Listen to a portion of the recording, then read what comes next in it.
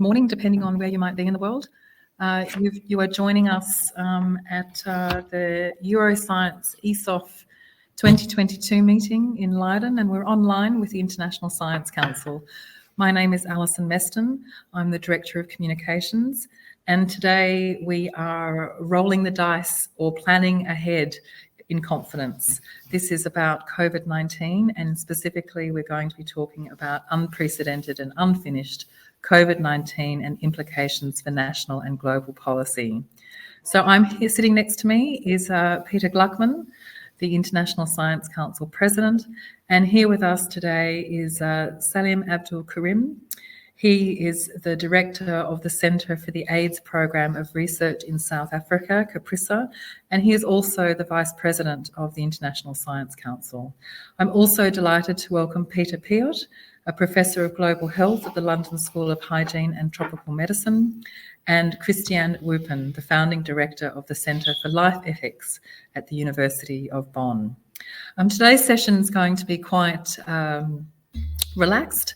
We're going to be, although we're not talking about a relaxing issue, but it's going to be a conversation between a group of experts who have been part of the COVID-19 scenarios outcomes project that the International Science Council started a couple of years ago.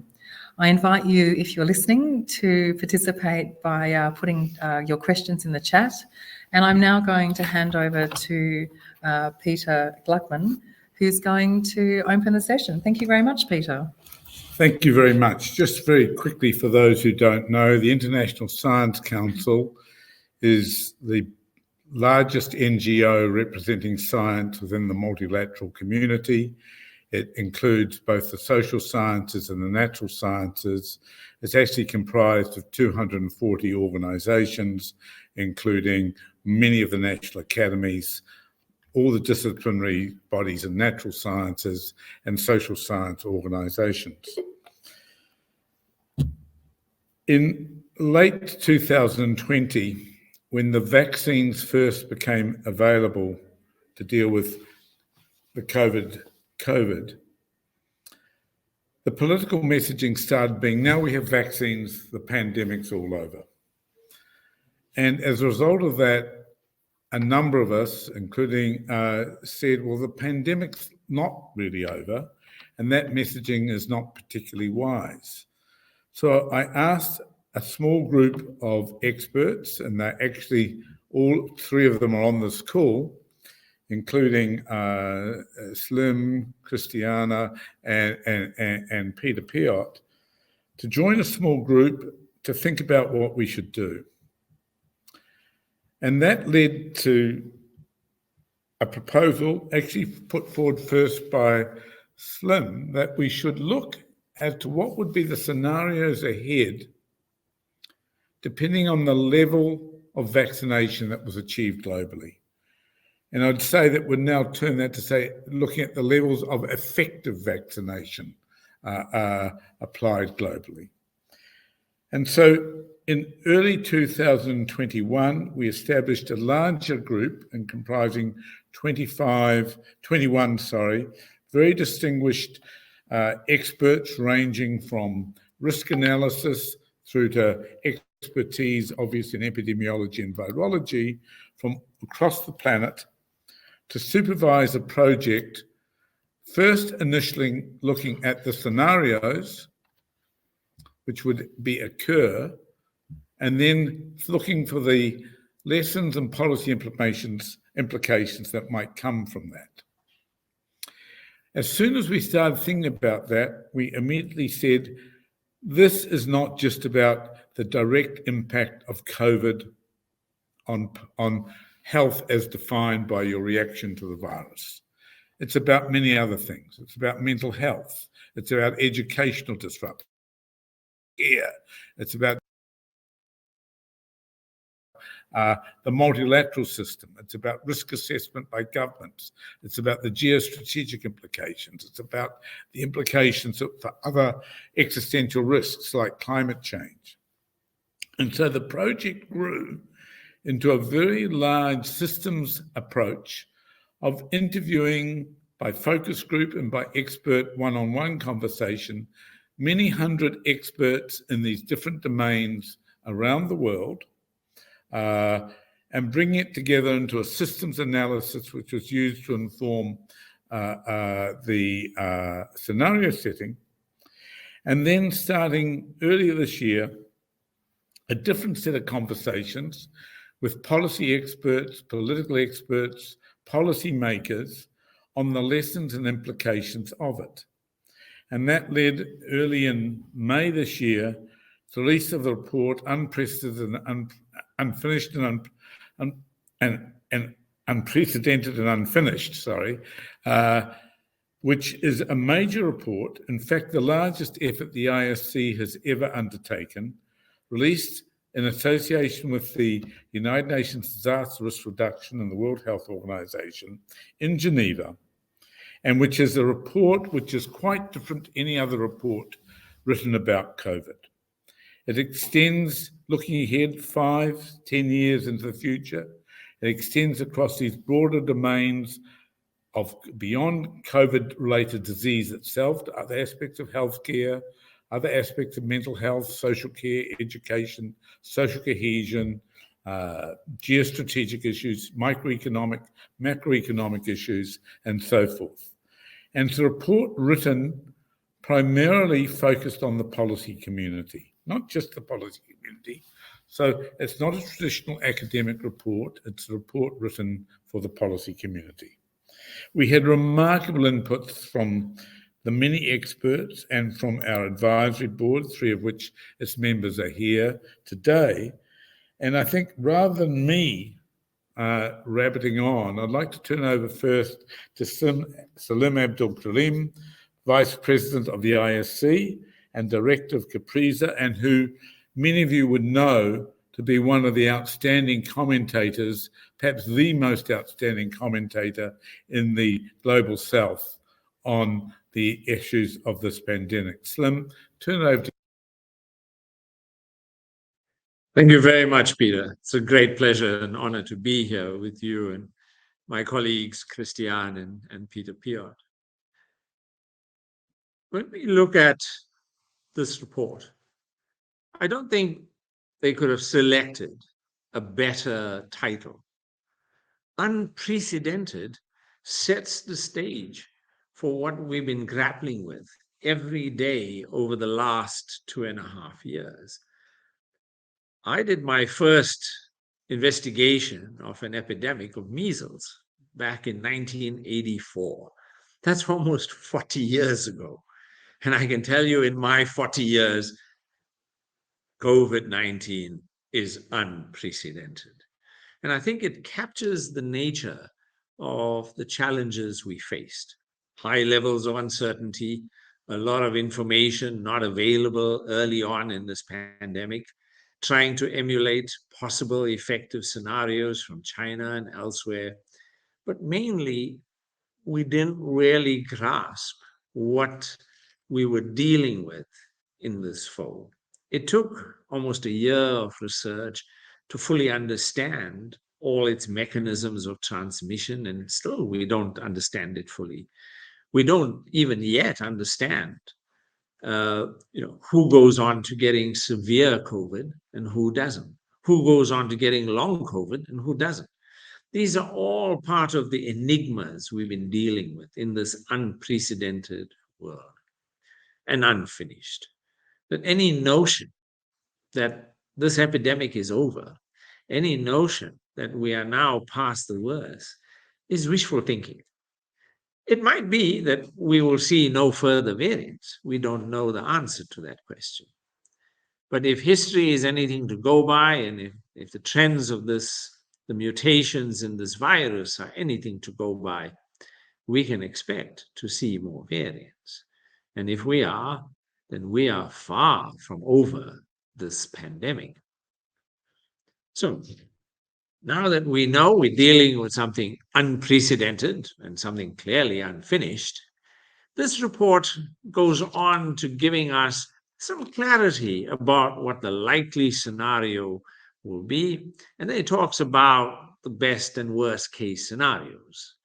And the recovery scenario, the close collaboration scenario, give you just some idea about how we, by our actions today, can influence what that future path could be.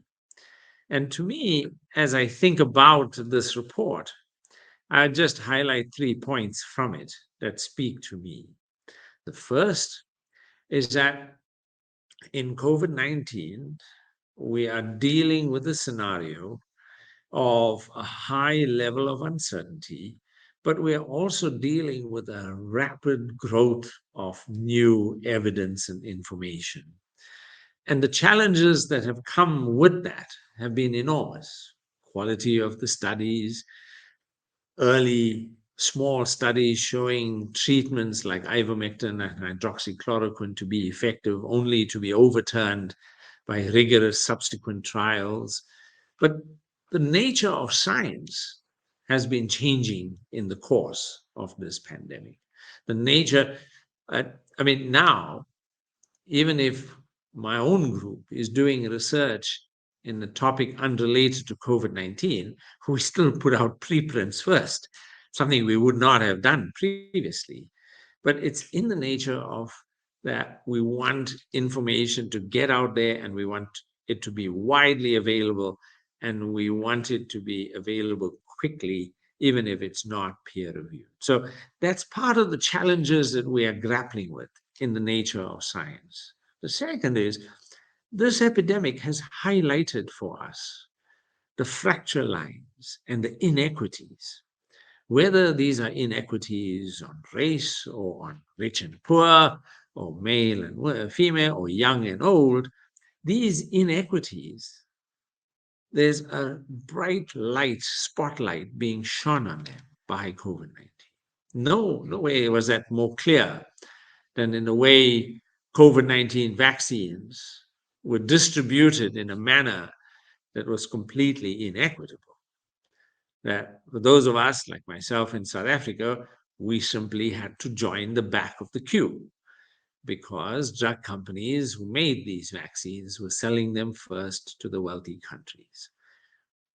We should take those lessons forward into the next pandemic. And that's my third point, that this report and our experiences of COVID-19 need to be very much part and parcel of the reality that we grapple with, understand, come to terms with, and take those lessons as we prepare for the next pandemic. And among a critical factor in those lessons is that our destinies are intertwined. We are mutually dependent on each other, whether I'm talking about countries, whether I'm talking about communities, or whether I'm talking about individuals. My risk is influenced by your risk. Your risk is being influenced by all the people you will come into contact with. So all of us and our risks are fundamentally intertwined. And it's in that regard that we have to stand together to deal with this problem. There is no scenario where we can beat this virus if some countries can successfully suppress the viral replication and the viral transmission while it is spreading rampantly in other countries. There is no scenario that sees us win if we are disjointed, if we are focusing on me first. Every scenario that enables us to make an impact in at least reducing the number of people who get infected and thereby reducing the number of people with long COVID or needing hospitalization, all of those require that we stand together and that we find each other as we deal with COVID-19 and as we prepare for the next pandemic. Thank you very much, Peter.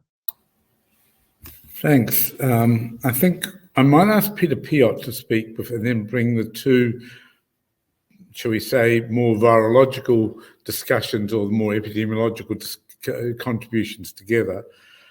We're very privileged that Peter Piot agreed to join the oversight group and right at the beginning and gave some really important inputs. Peter, of course, had immense experience as head of UNAIDS and then as at the London School of Tropical Medicine and Hygiene, where he's still the Professor of Global Public Health, and he's played a major role also in advising the European Commission in terms of their response to the pandemic.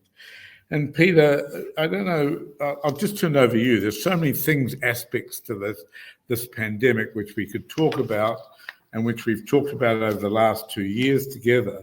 And I just leave it to you. But I do think that the last point that Salim raised about the fact that this virus is young, actually, in its entry into the human host, and therefore has a lot more mutational capacity, is something that we need people and the politicians to understand, that that this has got a long way to play before we're going to get into any equilibrium with the virus. Thank you, Peter, and hello, everybody. Great to be with the group and with whoever is watching. And I won't repeat what Salim has said because I agree with everything you said, Salim, but to try to add on this. And starting with that this is indeed unprecedented, but also in the sense that in history, there are defining moments, like when you talk to my parents, it's before the war or after the war. I think this generation will be before COVID, but then not after COVID, because we are not there yet. And I doubt that in our lifetime we will ever get after COVID, for the reasons that you just mentioned, Peter, that this virus, I simply can't see how it will one fine day disappear, regardless of what kind of vaccines we have and so on. And I always remind people that there's only one human viral infection that has been eradicated, and that is smallpox. And I doubt that that would be possible in today's world, social media, where you just go around, take someone's arm and scratch, and then you go to the following one, and you had people who died from the vaccines and so on, and no problem. So I think that the scenarios that we've been talking about actually all imply that the virus, the infection, will be with us for as far as we can see. And the future course is probably going to be quite different from one place to another. And that has already been the case. And that's not only a matter of so-called development and economics and money, because the highest mortality per capita is in some of the wealthiest countries in the world. Those who, according to the Pandemic Preparedness Index, were the best prepared, US, UK, and so on. So, and they have, per capita, the highest mortalities. And even if you could argue the population is older and so on, but that doesn't even work out, because the countries with the oldest populations overall are in East Asia. I mean, they're in Japan, and in there's Hong Kong, there's Taiwan, there is Singapore, and so on. And they're so they have every reason that they would have very high mortality, and yet it's not the case. So we are going to probably not only to, as the report, mention different scenarios, definitely. I mean, what the options are, and scenarios are what they are. They're scenarios, and I find them always very useful, because they force us to think, if we do X today, these are the implications long term. And also, if we do not do Y today, then that will also have an implication. But the future will depend on certain things that are under our control. By that I mean as societies, as decision makers, sometimes as scientists, and some things that are not under our control. And the latter is the virus. Okay, many people know they have heard about mutations and variants and all that, something that was quite not in our vocabulary.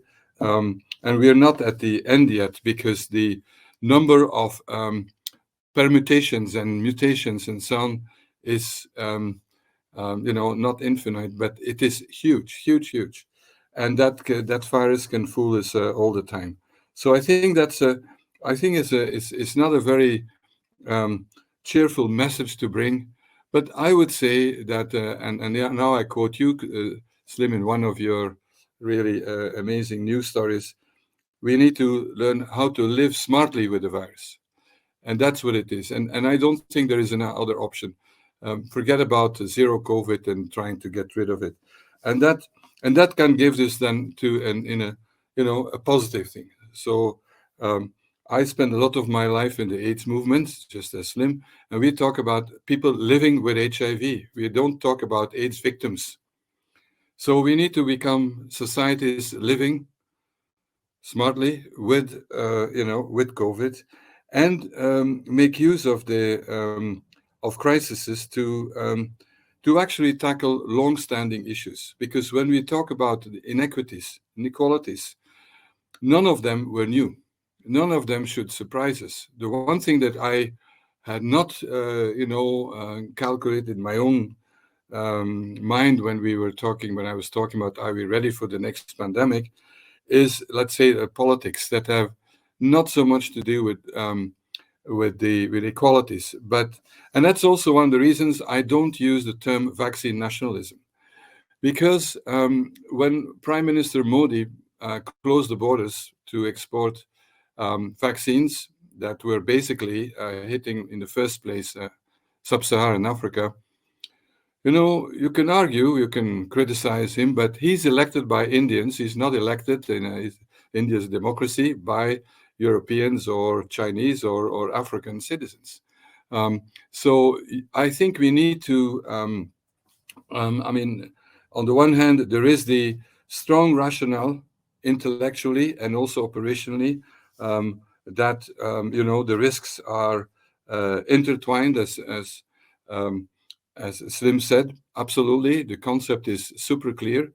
However, the question for me is, how do we put that in practice? How do we relate? Because the scenarios, let's also not forget, were made or initiated when there was no war in Europe, and when there was no energy crisis, when there was no food crisis that's looming, and so on. And so that's going to influence also in a big way and may exacerbate these inequalities. And for me, and then I'll stop, but a key conclusion for me is about, and has to do with power relations in terms of access to, to new tools. I mean, I spend a lot of my life on bringing antiretroviral drugs to people living with HIV all over the world. And that was a matter of bringing down the price. That was not a matter of production. And we succeeded, but it took far too long. And in this case, I think the only way to go is that there is less dependency on others. India is the pharmacy of the world today, for many reasons. Some of it comes from China and all that. You have the Western pharma companies. I think this is such a strong argument to change that power relations in terms of industrial production and have manufacturing there where the products have to be. And look at it now, in access to vaccines for COVID is actually only a problem on a regional basis in sub-Saharan Africa. The rest of the world is doing it. And you have there's also good examples of leadership. Interestingly, like when you compare Cambodia and Thailand, Cambodia has very high immunization rates very early on. Thailand, very low ones. That was a matter of leadership, not a matter of money. But for me, it is making sure that there is manufacturing, not only of vaccines, but also of other products, antivirals and diagnostics, in this case, in sub-Saharan Africa. And that's possible.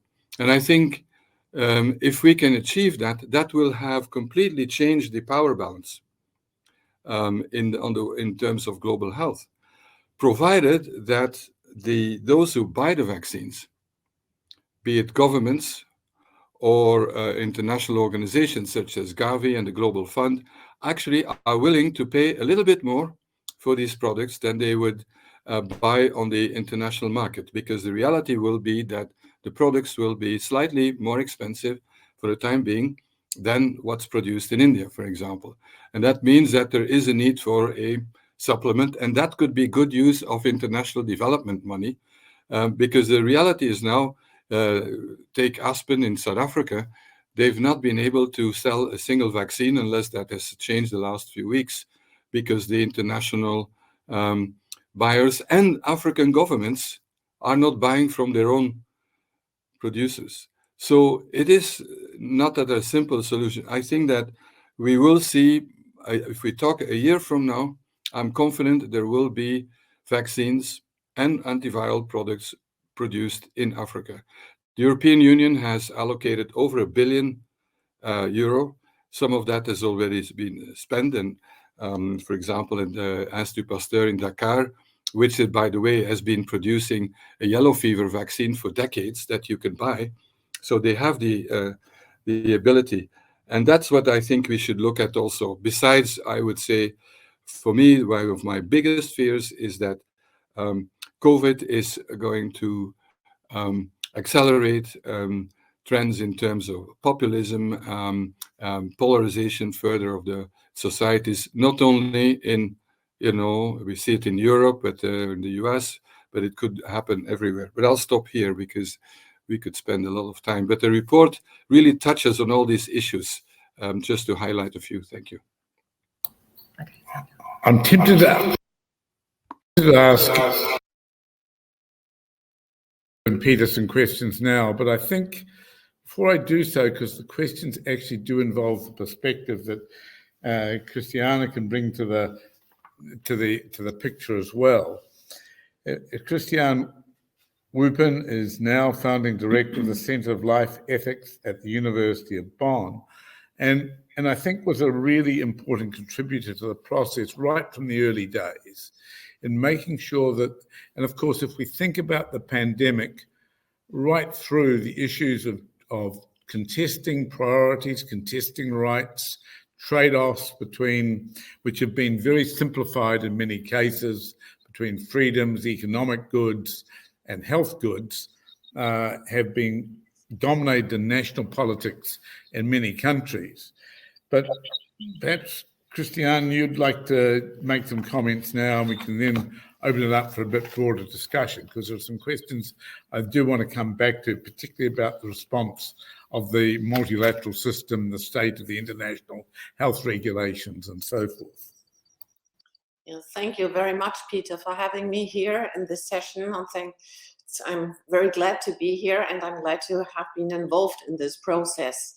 I'm grateful that the International Science Council took such a broad perspective on the pandemic, because one of the first notions that came to my mind in early 2020 was the concept of Meryl Singer, who said from the HIV studies that every pandemic is a syndemic.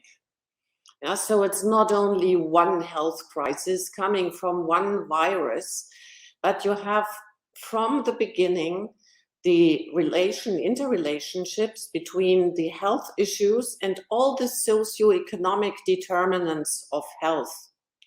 So those who are weaker, in a sense, are more prone to be infected.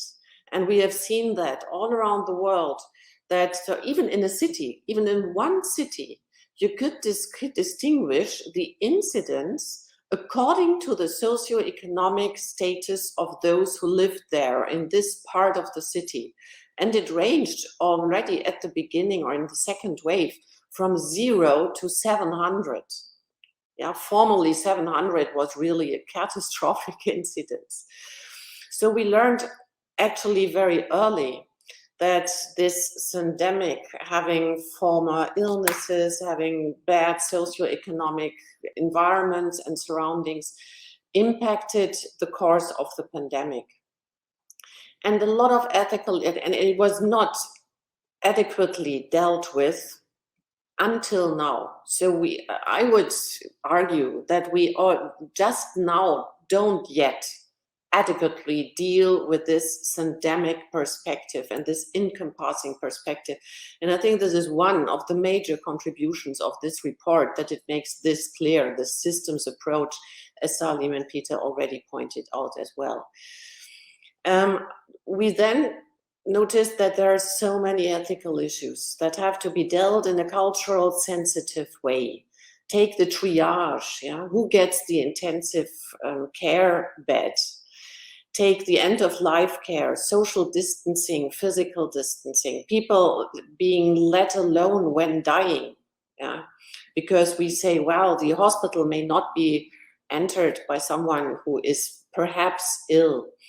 The prioritization issue, yeah? Who gets the vaccines first, not only on the national level, but also, of course, on the global level, even more pertinent a problem. Then we had the huge problem of for the youth. Yeah, all of us said, well, it's the old people who are suffering most from the pandemic. But look at the youth at the moment. So they had a lot of restrictions of their freedoms. Physical distancing is really a trouble for people who want to go into the world, to discover themselves, to have their peers around them. So what we face is additional depressions, additional anxiety disorders. So it's not only the health crisis with all the symptoms and diseases coming from the virus itself, but from the pandemic measures, yeah, to contain the virus. And having a look, for example, at education, there were young people who couldn't any longer follow their education because they had to take care of their families. The schools were closed and so on. So we have a really lack of education, not only in the countries of the global south, but also in Europe, in Germany, in France, in Italy, everywhere. And this takes a loss of the income of students over their lifetime, summing up to, let's say, estimately 17 billion of a trillion, trillion of euros or dollars, doesn't mind. But there are so long-term consequences of this loss of education. Take the addition of cruelty, of domestic violence, the setback in gender roles. Yeah, so female persons no longer being able to follow their education or their freedom, forced marriages of children. So there's really a lot around. It's an exacerbation of all the issues that bothered us already before. Yeah, but we made progresses also regarding the Sustainable Development Goals from the United Nations. But now they're set back a decade in some issues, some goals even more. And what bothers me most, and Peter already alluded to that, is that all those issues who keep us together as humanity, like trust, confidence, solidarity, peace, care, so many notions you can mention, they are really challenged by populism, by a declining democracy index, by more brutal communication, by populism, and by a rise of authoritarian systems, even a rise of migration within countries because of cruelties and atrocities. So, and then the war of Russia in Ukraine came in addition, and there are so many other conflicts and violence around the world that I really feel that we have to massively strengthen the global governance systems and the public international law. Yeah, because these regulatory systems can, not on the short notice, but on the middle or long run, can help us to really keep our regional cultures. Yeah, it's not to make everything the same, but it's to make every region and every human being able to flourish, yeah, and to at least live a dignified life and not fall into serious poverty and suffering from hunger. So I think that is the lesson that we should wake up to when facing this pandemic, that our problems are really exacerbating and that we have to take care for them and that we are responsible for them.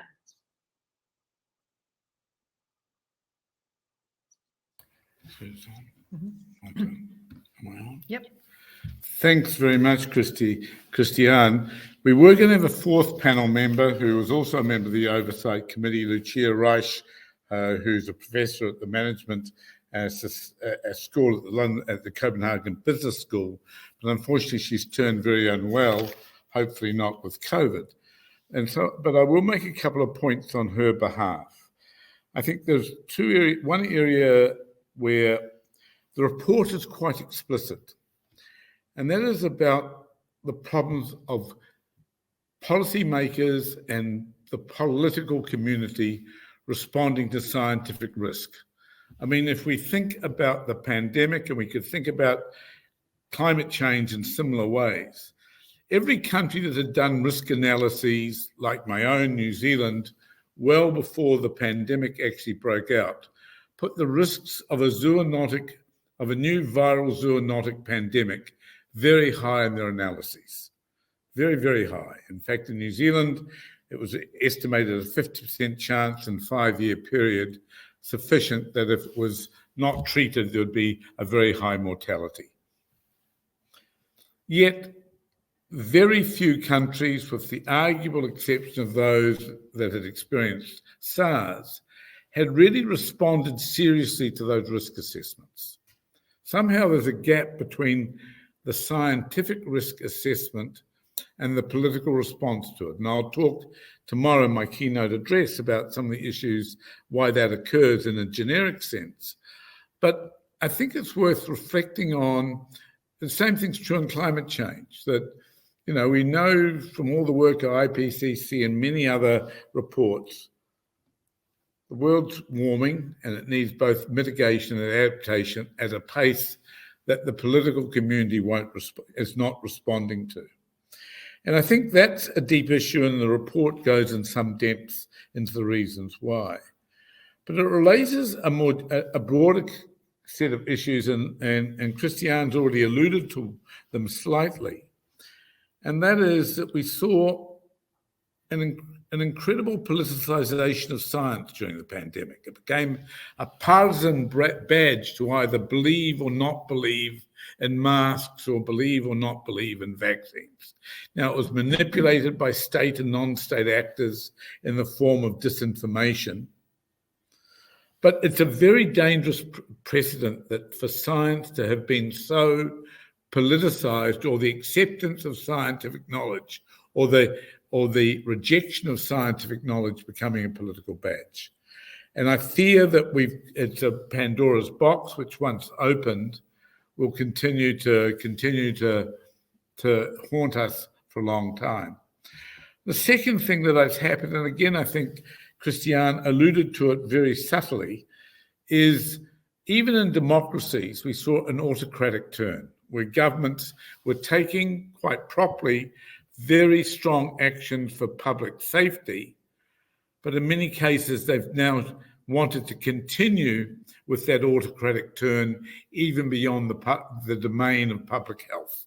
And I think the issues of the relationship between political responses to the pandemic, the political cycle, and so forth, issues we also allude to in the report. But there's one area where I think Peter and Salim and Christiane may all want to comment on, and that is the response of the multilateral system, which I think, if we look at it in all honesty, was not optimal. There were many issues. The international health regulations are clearly not fit for purpose in a world in which genomic information is critically important at an urgent state, where notification is important, where the concept that travel restrictions might be a part of a global response are not present in regulations which were written fundamentally in 1851 at the time of managing quarantine after ships had sailed around the world and around defined diseases. Yes, they've been updated since then, but interestingly not since 2005. And it looks like it's a very slow process in terms of actually getting them to something more effective. After Chernobyl, the world moved very rapidly to a new convention on assisting each other on notification and assistance in the case of nuclear accidents. The chances of getting a pandemic treaty which was more effective now seem more remote than ever, given the geopolitical situation, not only in Ukraine, but in North America as well. And so as we live in this more connected world, where animals and humans are in closer contact, where we live more densely, where sadly inequality remains at unacceptably high levels, the likelihood of new viral pandemics is very high. What do you think we can do? And I open it up to all of you to try and think about in terms of getting multilateral structures and domestic structures that can be more responsive. I mean, Slim's talked about eloquently, and it has Peter, about the fact that in reality, the instruments that were in play to distribute vaccines through COVAX and so forth did not assist greatly. They in fact exacerbated inequality in the short term. So we can't be proud of that. If you look at the UN, at the level of the Security Council or the General Assembly, their engagement and the broader aspects that Christiane has talked about are just was not there. Where's the discussion on the issues on mental health, on education and so forth, on security, on the delays that it's going to do to the sustainability agenda? Are we dealing fundamentally with an inflection point where we need to take deeper lessons about the multilateral system and how we respond to existential risks from this particular episode, both in terms of managing this episode on an ongoing basis and dealing with the next version or the next existential challenge that will merge? I don't know if any of you want to pick it up. Slim? Yeah, thanks, Peter. I think when we were initially dealing with this pandemic, we saw it at one level as a virus invading our societies.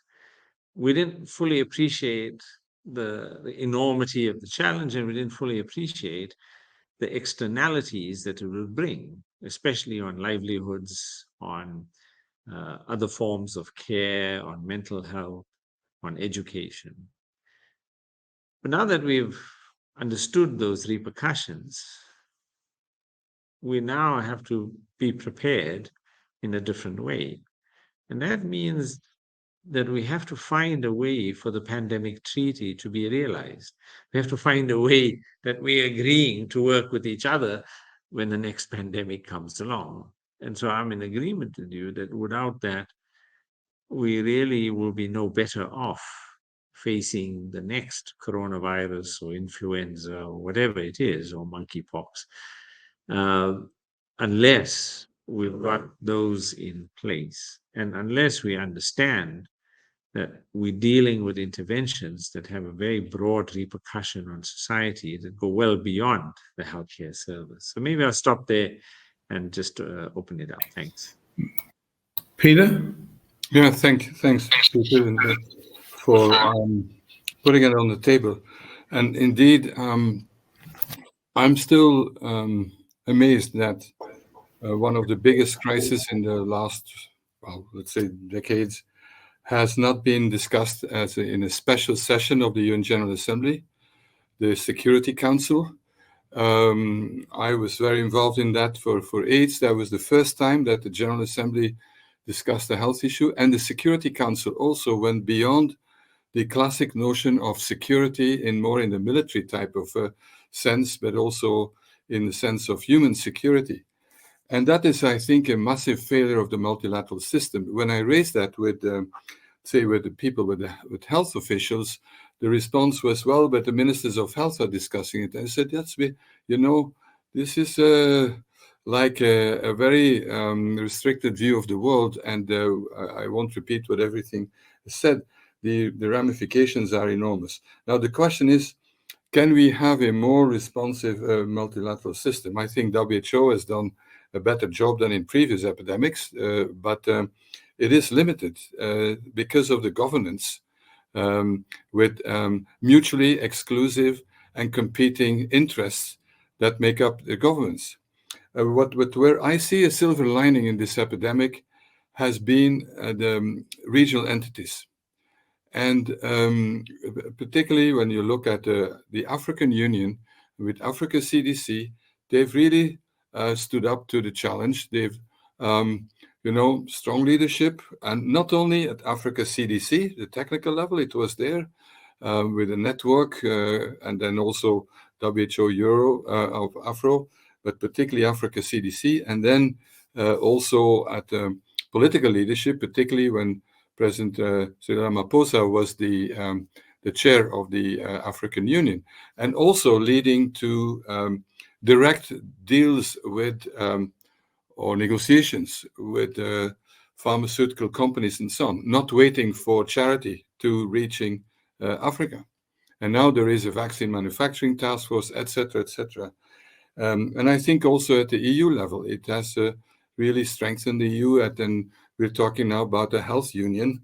And I'm more and more thinking of global entities as more as a federation, of regional entities, and where you can, the key would be exchange of information and so on, but the actual relevance for people on the ground is going to come more, I think, from regional entities than from some global thing somewhere, where it's in Geneva or New York or wherever it can be.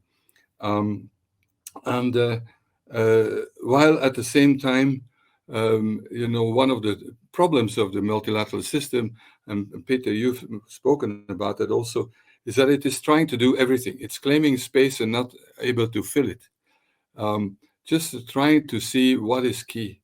And I think early warning, in the case of epidemics now, because there are many other things, but a normative role, but starting to do research, doing all kinds of things that is far better done by others, that determines from, diverts from what it could bring. And have, it's really important also to have a neutral ground where, ever more polarized world, people can come together and have at least a dialogue. As long as we talk, we don't kill each other.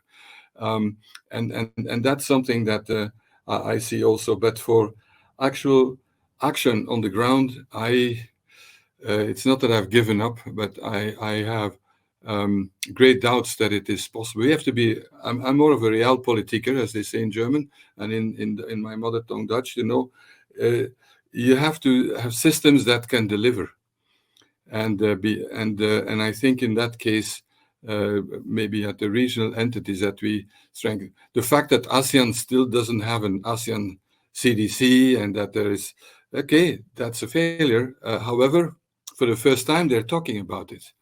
And so, yeah, I think that plus on the instruments to have that, but the instruments that are at the same time realistic, but also I like the syndemic, model that are not left to the medical and the health people, because I think that is a recipe for, let's say, diplomatically limited impact.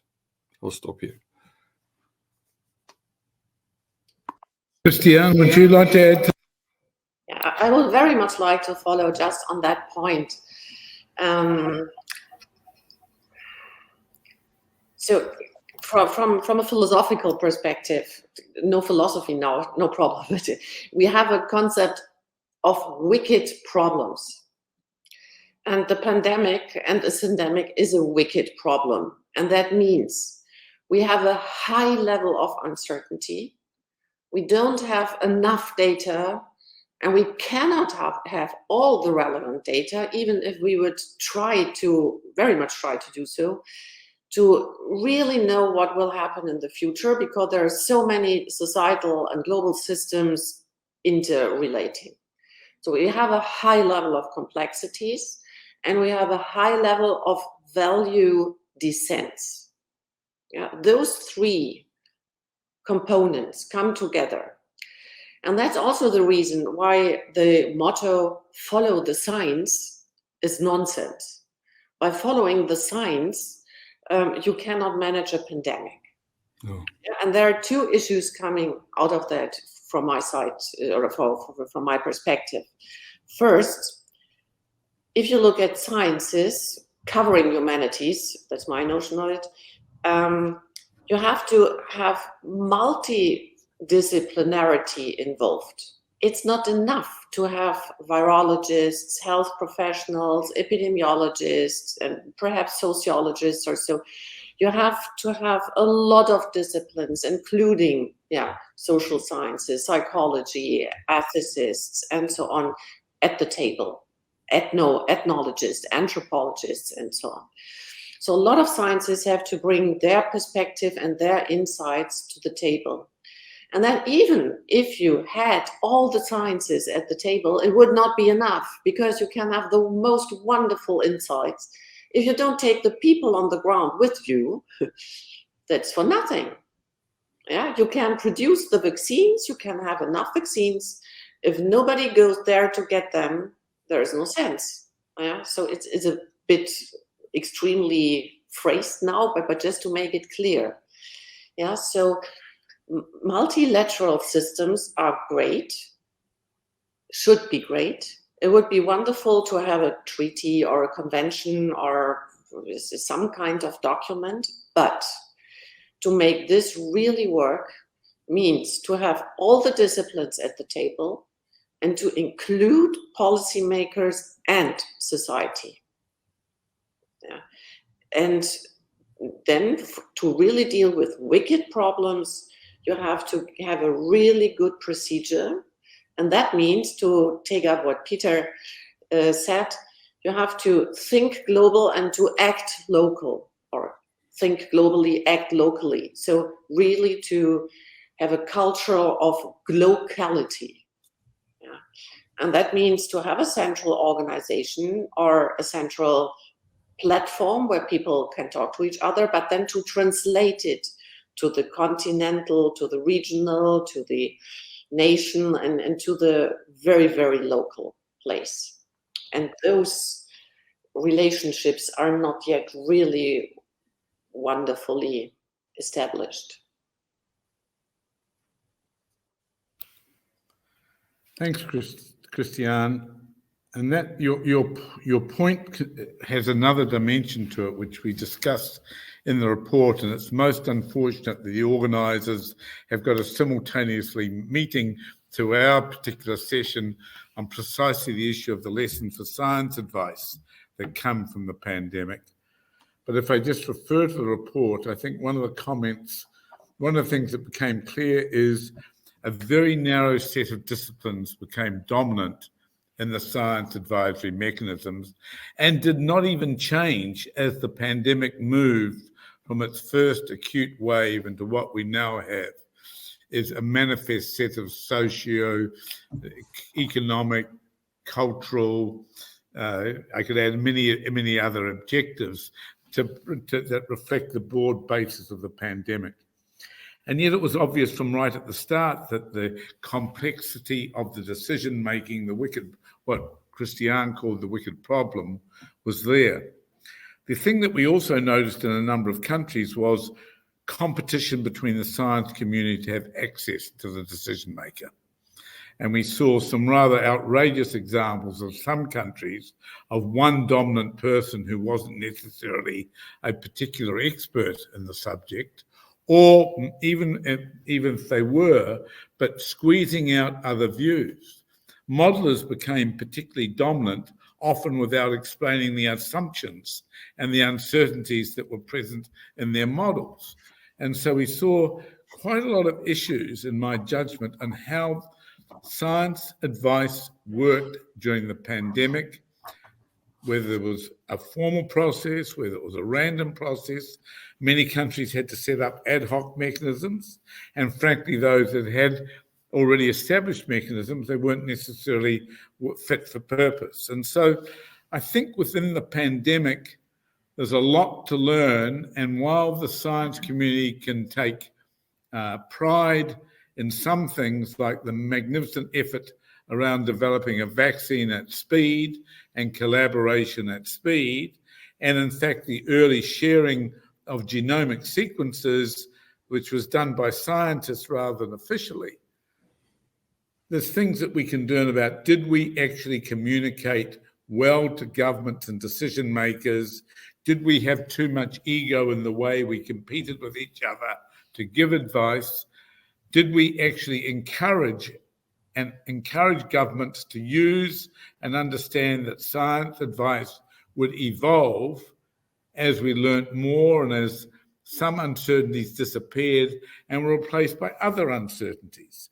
And I think there's a lot to reflect on here, that yes, it's easy for us as scientists to say we did a great job, but I think we need to be a little bit careful and say there are things that we also did that perhaps weren't as good as they should have been. And so I think I'm going to ask each of you in turn to think, in retrospect, what is it do you think the science community could have done better? We've put a lot into talking here about the policy community and the multilateral system. What about the science community? Are there things we should have done and could have done better and that we should learn for next time? Because I think we need to look at ourselves as well.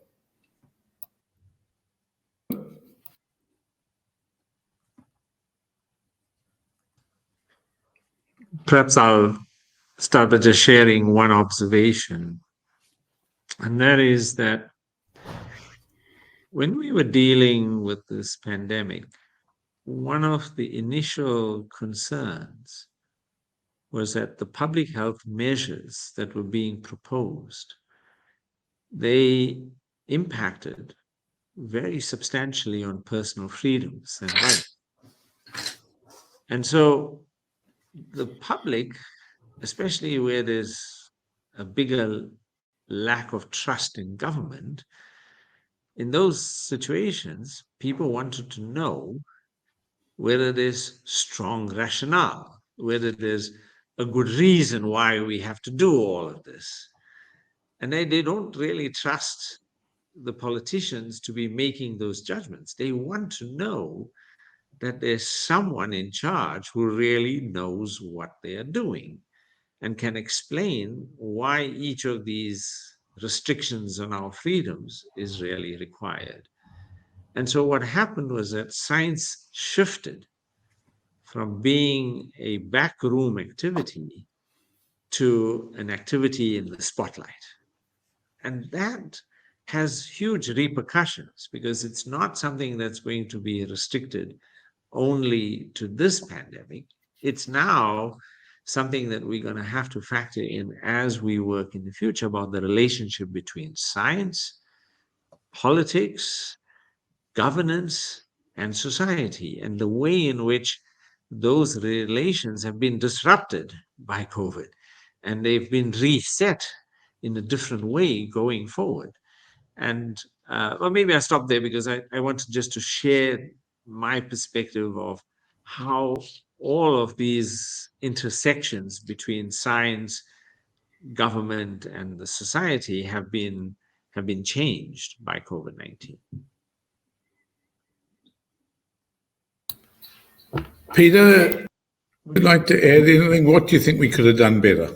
Yeah, probably many things with the benefit of hindsight, but a few points. One is that, Edelman, this PR company, publishes every year a so-called trust barometer worldwide.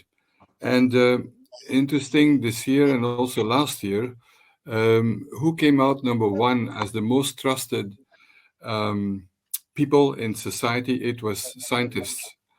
And secondly, this was for Europe, I must say, it's for Europe. And secondly, was for me even a bigger surprise, CEOs of big companies. and all the rest was like very low. That's one point. So interestingly, second point, I couldn't agree more with what Christiane said, and I said that, and people are surprised when I say this. I've said this also, that following the science, this kind of slogan, is actually well, it depends in which mood I am, but let's say it's nonsense in the sense, but it is really sometimes an alibi for politicians to take unpopular measures. That could be one. But also it's been, how to say, strengthened by what many of our scientists have said, and they claim that it's only scientific evidence that should determine policy, which I totally disagree with. And so that brings me then to your question, what could we have done better? I think the first thing is we need to listen to people. I mean, there's not always time for it. I think we need to also accept that we need to, for politicians, that's a big difference between academic science and when you're in a policy decision, by 4 p.m. you need to have the sound bite and whatever. We can't end like publications ending, more research is needed, meaning give me more money to do my research and then I'll come back a year from now. So, but still, I think trying to understand and listening to people, and you can incorporate that in your thinking. And that means, by that I mean also thinking of the consequences of what we say.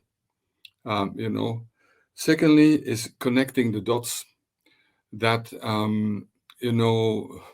not to, and it goes for any scientific discipline as defined by Christiane or others. For me, it's a broad family, but we all, I mean, and that's kind of human.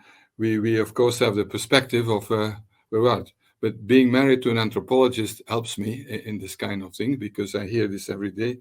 To have the other perspective and to include that in our communication. And thirdly is to admit uncertainty. What I don't know, I don't know. I say I don't know, and we don't know, but these are the options, and that's what we can do. I think these are some, but it's particularly this broader context. We haven't done that. And then it's something that's inherent on the science, the practice of science, is that scientists love to argue with each other. And that's how science advances, because you have to question. But doing that in public, on the one hand, you don't want to censor. There's freedom of speech and all in democracy. On the other hand, that has in some cases hugely damaging. And I have no solution for that, because I'm a big fan of academic freedom and of what people have to be able to say what they want. But maybe it's not always the right moment to do that. And this is where crisis management is different. And then the final point I like to say is that I think that we all have to know what is our job. So as scientists, I always am very firm and said, we're advising. We are not taking the decisions. We are not, if you want to, I always tell scientists, if you want to take the decisions, if you want to have the decisions are made that you feel, then you have to go into politics and you run for office. And then some politicians are trying to be scientists and make things up. So it's been very interesting and confusing. But I think the excuse is that we, to use, the wicked problem issue is which destabilizes nearly everybody, and it's not just an intellectual wicked problem. It's a wicked problem that people expect, every day the solution and the guidance, and so I hope we will learn from it, and I hope also that at least one of the lessons is that more and more people will at least have science advice as part of the system, regardless on how it is, but as a start, because it's better to have it than not to have it, I think. So, thanks. Okay. Thanks. I'm going to ask Christiane to make this final comment at the panel. And in doing so, I'm going to add another bit as well as what could we do better. We're facing one last challenge, well, many other challenges. There's a challenge now of wariness. The public is weary of the pandemic. The politicians would love to put it behind us. And yet, as all three of you have said, and Slim opened the batting with earlier in the discussion, we've got years of it ahead of us. How do we actually maintain the focus that needs to go on it, not just because people are going to get sick, but because the broader consequences of it for society are so enormous that we've got to stop that. While we understand that chronic stress leads to, and anxiety leads to weariness, how do we stop people just giving up? So I'll leave you with that, Christiane, to see if you can think about that. And then we're going to close the session with a video which was produced at the release of the report. Yeah, thank you so much. But now you put me on the position to have another 1 hour talk to at least begin to answer your question. But let me just share with you my personal, my personal most important topic or issues, and that's keep. So we have to try it, and we means everyone, politicians and scientists and so on, have to keep. So just stay with thinking, no solutionism, not saying, wow, now I have the solution to tackle this and to end this pandemic, and now we're done also, but just being very thoughtful and saying, well, that's what we are facing. Let's do it together. Let's build structures, panels, online fora also, really to listen to people, like Peter said, and to be in touch with each other and to learn from each other. Not having this yes-no dialectic, but say, well, there are things we don't know yet, and we don't know what is exactly coming. The only thing we can do is, and that is what the ISC did, we can think for good futures. We can have scenarios and prepare for them. And then motivate to take each other's hand and say, let's go forward. And what science could do better is be more multidisciplinary. So not only sticking in the own family of sciences, but having the broad view. And when science, and to explain the contribution that sciences can do to the public by explaining also what science is about. That science is not being about finding the one truth, but also about asking what could be wrong with what I found. And how to develop further and having a development. So this a peacefulness in being unsure could be an attitude to come together a bit more.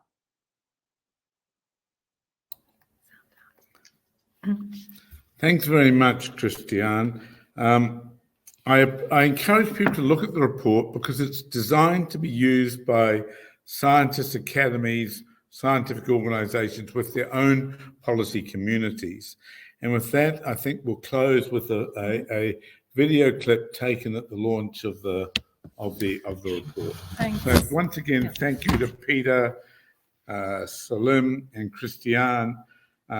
Not just for today, but for the enormous effort that all of them have put in right from the beginning of this project, which was now 18 months, 21 months in age. It could be even longer. No. We're not that old. So thank you very much. Thanks. And thank you. And thank you, Peter, for chairing the session under slightly difficult circumstances with us all being in the same room. So I am going to take this moment to again thank our panel to take us through unprecedented and unfinished.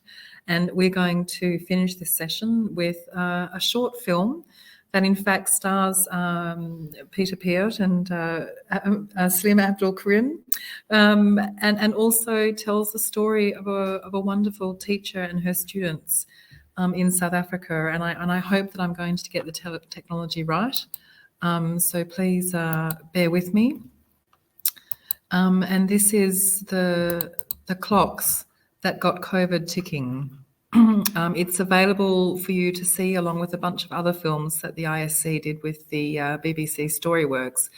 And this is a film that we're really proud of. I hope you enjoy it, and I think this is a wonderful way to end the session. Thank you, everybody, and good afternoon or good night. What does it mean when we say to somebody, you should isolate, when they live in a one-roomed home with 6 other people? How will COVID-19 affect the future of my children? Are we ready for the next pandemic?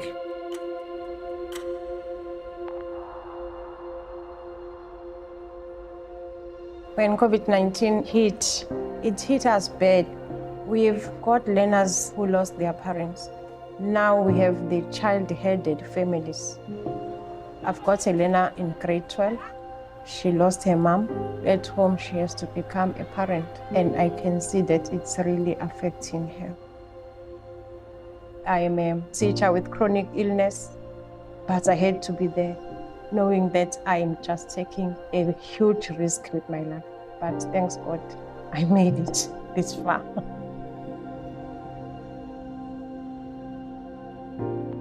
Quite early on in the pandemic, I got infected myself.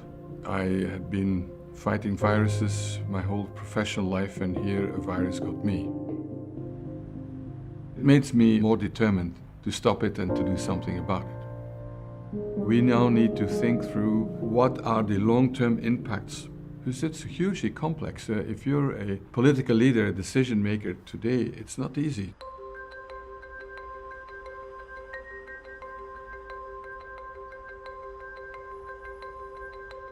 We're doing the convergence for the HIV run. Okay, so you're doing viral loads.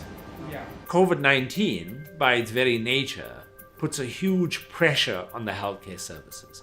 When we go into a wave, the cases rise rapidly, the pressure on oxygen supplies, on ICU facilities, all of that comes under huge pressure. In COVID, it became a really serious problem. We need to accept the fact that this virus will be with us for a long, long time. From epidemic, it becomes endemic. Therefore, we need to look at it from the perspective of different parts of the world. One of the sad impacts of this pandemic has been to exacerbate inequalities that already exist. In March last year, the government declared that the schools will be closed. The parents have not enough resources to help their kids, and the most worrying factor is we didn't have any access to internet or technology. This virus was now shining a very bright light on one of our great inequities, and that's access to data. So what are we seeing here? So we're looking at our blood sample here, and we're looking at the cells and the count for the cells. Let's look at that. Our efforts to stave the spread of the virus in schools was actually doing quite a lot of harm. They were no longer getting their once-a-day meal. They were not getting any education. Now we were going to get a whole generation of students who are now 1 year behind. In November 2020, the International Science Council convened a number of people to look into the longer term.